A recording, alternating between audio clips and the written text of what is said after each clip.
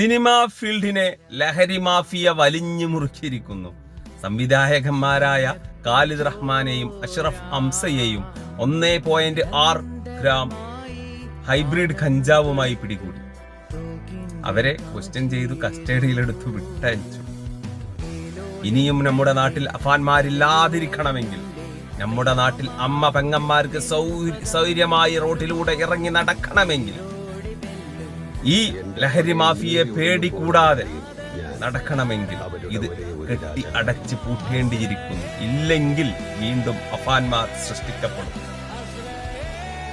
എന്താണ് ഉമ്മ, എന്താണ് അമ്മ, എന്താണ് ബാപ്പ, എന്താണ് ഉപ്പ എന്ന് അറിയാത്ത ഒരു യുവതലമുറയെ ഇനിയും ഇവിടെ സൃഷ്ടിക്കപ്പെടുന്നുണ്ടെങ്കിൽ, ഈ സംവിധായകന്മാരെ പിടിച്ച സംവിധായകന്മാർക്ക് തക്കതായ ശിക്ഷ, അവർക്കൊക്കെ ശിക്ഷ തക്കതായത് കൊടുക്കുമ്പോൾ ഇതൊരു കേരളം മൊത്തമുള്ള ഒരു ന്യൂസായി മാറും.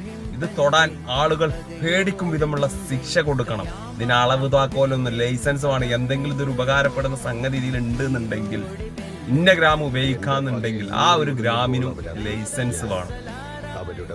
ഇതൊരു ഗ്രാമിന്റെ എത്ര ഗ്രാമിന്റെ താഴെ ഉപയോഗിക്കുക, എത്ര ഗ്രാമിന്റെ മേലെ പോയാലാ കേസുള്ളൂ എന്നൊക്കെ പറഞ്ഞാണ്ട് ഏതൊരാൾക്കും ഇത് ഉപയോഗിക്കാൻ പറ്റുന്ന കോലത്തിലാക്കി കൊടുത്താൽ അത് ഇങ്ങനെയൊക്കെ തന്നെ ഉണ്ടാവുള്ളൂ. അതുകൊണ്ട് മേലുള്ളവനോ കായിക്കാരനോ പൈസക്കാരനോ പണല്ലോനോ ഇല്ലാത്തവനോ ആരൊന്നുമില്ല, എല്ലാവർക്കും ഈ സംഗതി കയ്യിൽ നിന്ന് പിടിക്കപ്പെട്ട നല്ലോണം കുത്തിട്ടു എന്നുള്ളത് അറിഞ്ഞു കഴിഞ്ഞാൽ ഇതിന് കുറെ ആൾക്കാരൊക്കെ കഴിച്ചത്. ഏതായാലും ഇതിപ്പോ വലിയൊരു സംഭവം ഒന്നല്ല. ഓക്കെ.